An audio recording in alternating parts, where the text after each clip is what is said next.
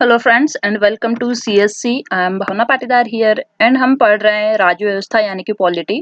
उसी सीरीज में आज हम स्टार्ट करेंगे एक नया टॉपिक जिसमें कि हम पढ़ेंगे नागरिकता। ठीक है, नागरिकता कैसे प्राप्त की जाती है, नागरिकता कैसे समाप्त होती है। ठीक है, भारत के बारे में हम बात कर रहे हैं और भारत के बारे में नागरिकता के क्या कुछ कॉन्सेप्ट है हमारे संविधान में, वह आज हम इस वीडियो में देखेंगे। ठीक है, आज का हमारा वीडियो आगे बढ़ाने के पहले आप सीएससी द एजुकेशन रिवॉल्यूशन को लाइक, शेयर एंड सब्सक्राइब करना ना भूलें। तो फ्रेंड्स आइए स्टार्ट करते हैं आज का वीडियो। नागरिकता, संघात्मक शासन के प्रमुख विशेषता दोहरी नागरिकता होती है। ठीक है, जो संघात्मक शासन होती है उसका विशेषता होती है दोहरी नागरिकता। ठीक है, संघ संघ क्या होता है कि राज्यों का संघ। ठीक है, तो संघ की अपनी नागरिकता होगी, राज्यों की अपनी नागरिकता होगी, लेकिन भारत राज्यों का संघ जरूर है, लेकिन यहाँ पर एकल नागरिकता का कॉन्सेप्ट अपनाया गया है। ठीक है, संविधान निर्माताओं के द्वारा। तो भारत में नागरिकता कैसी है? एकल नागरिकता, अर्थात भारत संघ के नागरिक सिर्फ भारत के नागरिक होंगे और भारतीय राज्यों के नहीं। तो भारत में जैसे भारत है और भारत के राज्य है। ठीक है, भारत राज्यों का संघ है। यहाँ पर डिफरेंट स्टेट्स है जैसे कि मध्य प्रदेश, राजस्थान, महाराष्ट्र, तमिलनाडु, आंध्र प्रदेश। तो हम भारत के नागरिक हैं, हम अलग अलग स्टेट्स के नागरिक नहीं होंगे। यहाँ तक कि हमारा भारत एक संघ है और संघात्मक शासन की विशेषता दोहरी नागरिकता होती है, लेकिन भारत के जो संविधान निर्माता थे उन्होंने भारत के लिए एकल नागरिकता को अपनाया है। ठीक है, तो हम बोल सकते हैं कि भारत की नागरिकता कैसी है? एकल नागरिकता।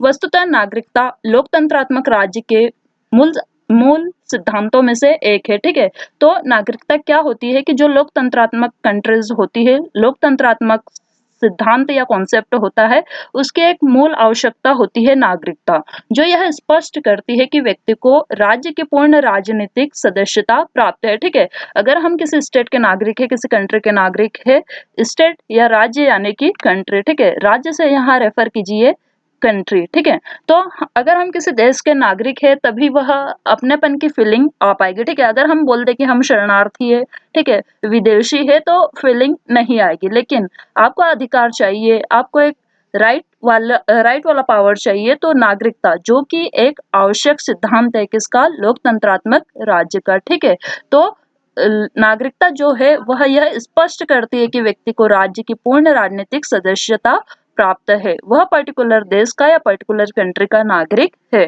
ठीक है फ्रेंड्स, आपको अगर यह वीडियो पसंद आए तो नीचे लाइक करें, कमेंट बॉक्स में भी जरूर बताएं, साथ ही अपने फ्रेंड्स के साथ शेयर करें, उसके साथ साथ बेल आइकन भी प्रेस करें।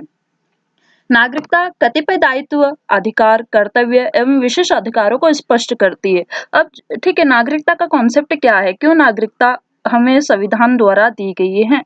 तो क्या ऐसी जरूरत पड़ी कि संविधान निर्माताओं ने नागरिकता को संविधान में इंक्लूड किया है? तो एक फैक्ट तो हमने देख लिया कि यह लोकतंत्रात्मक राज्य की मूल विशेषता है या आवश्यकता है। ठीक है, फिर क्या होता है कि नागरिकता दायित्व, अधिकार, कर्तव्य और विशेष अधिकारों को स्पष्ट करती है जो किसी भी देश के नागरिक को मिलते हैं।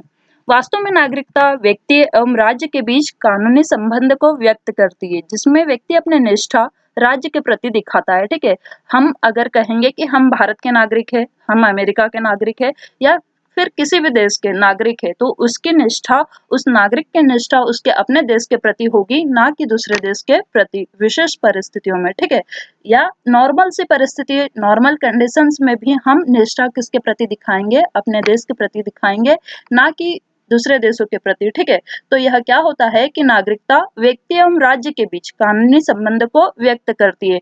ना केवल निष्ठा की बात होती है, बल्कि अगर कानूनी संबंध की भी बात आती है तो यह किसे कौन व्यक्त करता है? नागरिकता इसे व्यक्त करती है। ठीक है, और इसके बदले व्यक्ति को संरक्षण प्रदान करता है कौन? संविधान के। ठीक है, आप अगर किसी भी पर्टिकुलर देश के नागरिक हो, आप भारत के नागरिक हो, तो आपको कुछ विशेष अधिकार दिए जाएंगे, कुछ राइट्स दिए जाएंगे, जिससे कि आपको संरक्षण प्रदान होगा। तो यह होगा नागरिकता। ठीक है, व्यक्ति एवं राज्य के बीच में संबंध स्थापित करती है। कैसा संबंध? कानूनी संबंध।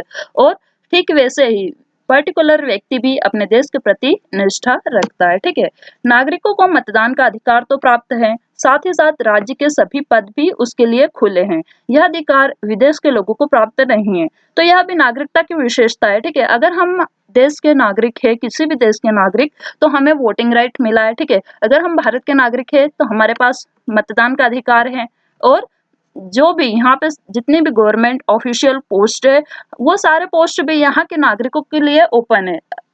तो हम बोल सकते हैं कि यह अधिकार हमें कैसे मिला है, नागरिकता के थ्रू मिला है, ठीक है। और वोटिंग का राइट, और जो सारी भी पोस्ट है, ऑफिशियल पोस्ट है, उनके लिए अपॉइंटमेंट्स ये विदेशी नागरिकों के लिए नहीं है, ठीक है। तो यह नागरिकता की विशेष विशेषता हम कह सकते हैं। तो नागरिकता क्या होती है कि नागरिकता का सामान्य अर्थ हम बोल सकते हैं व्यक्ति और राज्य के अंतः संबंधों की उद्घोषणा, ठीक है। यह मनुष्य की स्थिति का नाम है जिससे मनुष्य को नागरिक का स्तर प्राप्त होता है, ठीक है। अगर हम बोले कि ठीक है, नागरिकता विशेष टर्म क्यों दी गई है, विशेष टर्मिनोलॉजी क्यों यूज की गई है नागरिकता, जैसे कि हम मनुष्य इंसान है तो मनुष्यता, इंसानियत, यह सब भी टर्म होती है, लेकिन किसी देश का नागरिक होने के लिए विशेष वर्ड, विशेष टर्म यूज की है, नागरिक या फिर नागरिकता, ठीक है। तो यह किस लिए, यह व्यक्ति और राज्य के अंतः संबंधों की उद्घोषणा करता है, ठीक है। यह मनुष्य की वह स्थिति है जिससे मनुष्य को नागरिकता का स्तर प्राप्त होता है, कब, जब वह किसी विशेष देश का नागरिक होता है। तो फ्रेंड्स, यह होती है नागरिकता। नागरिकता किसी व्यक्ति की उस स्थिति को कहते हैं जिसके अनुसार वह अपने राज्य में साधारण एवं राजनीतिक अधिकारों का उपयोग करता है। अगर हम भारत के नागरिक हैं तो हमारे पास कुछ विशेष अधिकार होंगे, कुछ साधारण एवं कुछ राजनीतिक अधिकार भी होंगे, जैसे हमारे पास वोटिंग राइट्स है, ठीक है। और बहुत सारे स्वतंत्रताएं, जैसे हम बोल सकते हैं कि संविधान के आर्टिकल 19 में जो 6 प्रकार की स्वतंत्रताएं दी गई है, तो वह किसको मिली है, भारत के नागरिकों को मिली है, ठीक है। विदेशी नागरिकों को वह स्वतंत्रताएं प्राप्त नहीं है, ठीक है। और अपने कर्तव्यों का पालन करने के लिए तैयार रहता है, कौन, उस पर्टिकुलर देश का नागरिक, क्यों, क्योंकि उसे वहां की नागरिकता प्राप्त है, उस देश के प्रति निष्ठा है, ठीक है। प्रत्येक देश ने अपने नागरिकों को नागरिकता प्रदान की है। भारतीय संविधान निर्माताओं ने भी भारतीय संविधान के भाग 2 में, कौन से पार्ट में, भाग 2 में, संविधान के कुल कितने पार्ट है, पार्ट आप नीचे कमेंट बॉक्स में लिखेंगे, ठीक है। और यह अनुच्छेद, ये जो नागरिकता है इसके लिए कौन सा अनुच्छेद है, अनुच्छेद 5 से 11, यानी कि फ्रॉम आर्टिकल 5 to 11 तक क्या है, नागरिकता, सिटीजनशिप, ठीक है। इससे संबंधित जो विभिन्न प्रावधान है यह इन आर्टिकल्स में दी गई है।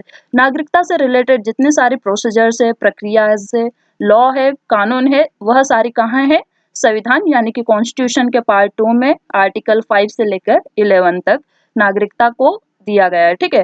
भारतीय नागरिकता अधिनियम 1955 द्वारा नागरिकता के संबंध में प्रावधान किए गए हैं, और वह क्या है, वह हम आगे के वीडियो में देखेंगे। नागरिकता क्या होती है आज के वीडियो में हमने देखा। होप आपको यह वीडियो पसंद आया होगा, अगर हाँ तो नीचे लाइक करें और कमेंट करें, ठीक है। तब तक के लिए keep visiting CSC and thank you very much.